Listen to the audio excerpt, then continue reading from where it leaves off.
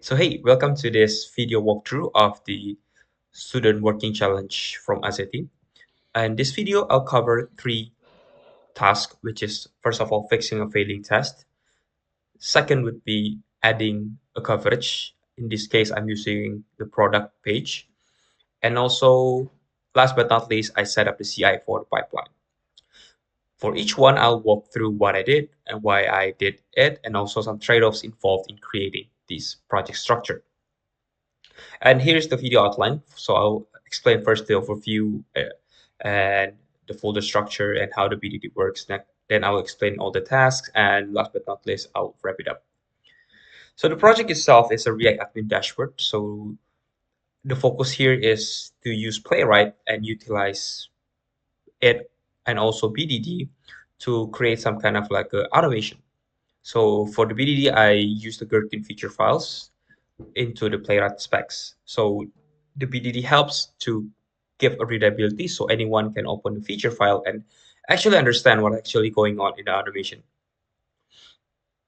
And let me head over to the end-to-end folder structure. So let me open the VS Code first. So here's a quick structure overview. Our main folder is end-to-end here, as our main focus today is testing. And there's several subfolders. There's features, steps, and pages. So for features, it includes some Gherkin scenarios where the BDD lives. And also for the steps, it uses as some kind of like a subfolder for the TypeScript to map each line into the actions. And last but not least, there's a subfolder I created my own. It's called pages. So it's essentially like a page object model class I introduced, and I will explain to you later on and why I decided to use that as the uh, orchestration. And okay, so let me go through the first task first. So the first task is actually fixing an existing failing test. So there are two scenarios in the login feature before I did some changes, and one intentionally broken. So the first thing I did, I was just run it. I just run the test and like see the playwright report. And as a result, I have one pass and one failed. And as you can see, let me hover to the playwright reporting first. I still save it. So there is an error here for the negative case, where if we expand it, you can see that it has some kind of like a expected and received mismatch on the capitalization. It's just quite easy to fix. So let me head over to the login.step.ts. So basically, I just changed it to the small capital letter, and when I run it again, as you can see in the tab again of the player reporting, it works perfectly fine for the existing error before my fix. And if you pay attention, so in this case, I've actually uh, some kind of inconvenient to see a lot of uh, mixed up data test ID that's being called in the step function. So I noticed that a lot of get by test ID calls. There's a lot of text checks. There's a lot of mixing orchestration code, which is quite confusing. Like imagine, for example, the test ID would be different in every release. Then you will head over and fix it and updating it and searching for the same uh, identifier in maybe hundreds of steps in the future. So that would be a maintenance problem that costs a lot of time. So I introduced a page object model. So if you can see in the login page.ts that we hover, all the selectors, all the assertions for the login page live in one class. So the step file becomes actually pure orchestration here. So there's no player API and also just method calls here. Just very, very simple and really, really convenient for the future use. So after we do these changes, I run again and it also passed, but just with a different kind of structure, which is being improved in this case. So that's how I solved the task one, other than only seeing the uh, issue itself. I want to structure that so that in the future, when I develop some kind of like a new coverage, it will uh, ease the process of developing and maintaining it. Okay, so let me hover to the second task. So before I write a single scenario, I read actually and gather context on like what actually product the feature is in this React dashboard. So what I did is I gather context, I do exploratory testing myself, and also I read the code because I have an access to it, and I have to understand what actually the page is doing. So let me hover the products of TSX. So in this case, there is two things that's very, very important. First is how the data test ID attributes have required fields for every model or every text field, which is there is name, price, category, and also description. And also what stood out is the price is getting multiplied by 1.1 every time I save an application. So that's a business logic that I have to check, so not just rendering and testing explicitly. Next, I also checked that the db.ts. So it's actually using a seeding data that is mostly randomly generated by a faker on every run. So my actual first test is I want to assert every item existing as or is perfectly working fine, but because it's using a faker, it will get stale in the process. So I focus only on how to add the product. So let me head over to the products of feature. There are 4 scenarios and let me walk you through each one. First is a happy path. So it's basically adding a product, save and assert it. Make sure that it appears whenever we success adding an item. And I also check on the price. So there's some kind of like a multiplier as I mentioned previously, and I make sure that everything renders correctly and all the multiplication also works fine. And one thing I noticed actually is on a certain case when there's a floating point issue where the formatting, this is actually a development issue where it doesn't fix to how many decimal points that we're going to take. But in this case, it's not an end-to-end concern, it's a unit test concern. So at this layer, I validate it shows a perfectly fine multiplication is actually enough. And the second scenario would be an incomplete form. So I basically fill everything and leave one empty and make sure that it asserts perfectly fine. And the third scenario is what if I open the model and suddenly I misclick and add an item. Does it actually add item? And I do a validation to it. And last but not least, also, what if I add an item and suddenly I dismiss it or like close the model? That's also I covered in this scenario. Okay, that's about the scenario. And let's head over to the products page.ts. So here lives everything of the page object that I also have explained similar to login page. I use a get by test ID because it is provided and it's very, very efficient rather than using some kind of like a CSS class. And yeah, that's about the product and how I develop it. So I utilize page object models and I define the scenario very, very thoroughly to make sure that end-to-end covers everything. And as you can see, when I run and this is the result, let me head over to the HTML. It goes perfectly fine. And you can just check like maybe you want to clone my fork repository. It's also fine if you can check that the test really runs. Okay, that's for the second task. And for the third task, which is the CI pipeline. So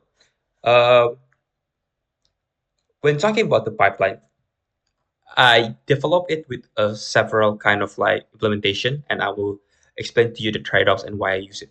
So in general, the pipeline triggers on every pull and push request to the main. So let me walk you through again. So here is the concurrency control at the top. So if I push twice quickly, the first run cancels when the second run starts. So there is no stale runs and there is no wasted runners that we have to wait. And second is I add 2 jobs. First is the lint and the end-to-end. And I make it sequentially where the lint runs first and the end-to-end needs the lint to succeed, that then it will continue to the end-to-end test. So if lint fails, the end-to-end never starts. So the trade-off is we don't get both results simultaneously, but in lint, it finished in under 20 seconds. There is no point in running a 2-minute browser if there is a type error, right? So that's my key decision on why I implement with that scenario. And also I apply 2 levels of caching. The first is a node dependency via cache npm on a setup node. So it actually keyed on the package log.json. So some subsequent runs would actually skip the full install.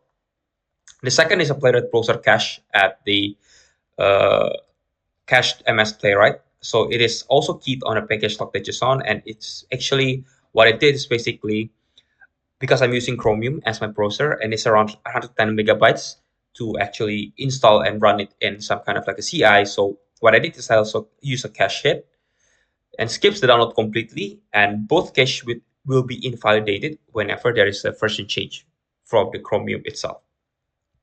So when the cache hits, I still run prelat install dependency that installs the OS level system, and also it's like a shared libraries that Chromium needs to run. So the browser binary is cached, but the system dependencies are not. And skipping this step would cause Chromium to crash on launch. And for the web itself, I'm using Chromium only. So the trade-off is less cross-browser coverage, but it's essentially a React and MUI app. So meaningful browsers like other browsers will not be actually quite sufficient in this process. But if it's in production and a serious kind of thing, we can see how our user target is, and like we can add some Firefox at minimum. And also, if you can see, the BDD generation and the player test case are separate steps. So yes, again, if a feature file has a syntax error, it fails clearly at the compile setup and not buried in the runtime error. And if you see also, I add a timeout here, 15 on the end-to-end job. So at the job level and not in the step level. So without it hanging on the dev server, it consumes like 6 hours in the GitHub action slot. So every time the suit runs under 2 minutes, 15 minutes is a safe ceiling to simply eradicate and make sure that it doesn't stay stale in the GitHub action slot. On the workers, I set it to 1 in the CI. So because the MSW runs as a process surface, so isolation in this case is quite fine. But I'd say a sequential execution removes some kind of like a race condition. And also, I also add some kind of like a if always here. So it actually reports and upload whatever an artifact that informs us when the test is failed. And also add a job summary. It's basically writing a table in the GitHub Action Summary page, what actually happened in the cache status, it's a hit or miss. So it's very, very important for us to keep track of what's actually happening. And also, I add a final CI gate job. So this is a third job that actually depends on kind of like a lint and the end-to-end. So what actually happens here is it's simple. It runs regardless of whatever the previous job passed or failed. So if either lint or end-to-end didn't succeed, the gate exists with the code one and it fails entire pipeline. So you're not able to kind of like merge a pull request if there is a test fail. So it's kind of like a fail safe in this scenario. Because the GitHub branch protection, it's actually kind of like a rule to work by requiring a specific job to pass before allowing a merge. So if I just require an end-to-end test and the job was skipped because the lane failed, then the GitHub treats it as a skip and a passing kind of like a scenario, which I cannot merge anyway. So I need to fix and make sure that what actually happens here. And the CI get here closes that loophole with a single required check for the bench protection, and it only passes when both jobs generally succeeded. As you can see here in the GitHub actions, there are all 3 jobs here, green, the lint end-to-end and CI gate. And it works, as you can see, under 20 seconds, and also the end-to-end under 2 minutes approximately. And also for this PR triggering CI, so every time a PR opens, all 3 jobs will run, and the gate is the final check.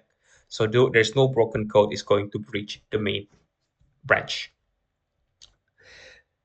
Okay, so to wrap up, actually everything is in the repository. As I can say to you that the first task, I do some kind of systemic debugging and make sure that, okay, I understand what actually happens and fix it. Only focus on like, is it the assertion or like the application itself? And the second task, I actually introduced the page object model. I have 4 scenarios to cover the end-to-end. And the third one is where I introduce some kind of like a CI pipeline that is actually have some kind of like a trade-offs on why I implement it. And one note is that I actually use cloud as an AI assistant throughout the process. I explore some kind of like a implementation and also helping with the brainstorming, and also there are some cases that I missed. And finally, all implementation and all the decision I made it on my own, and with the trade-offs also being in my mind as a human, not using AI. So thanks for watching.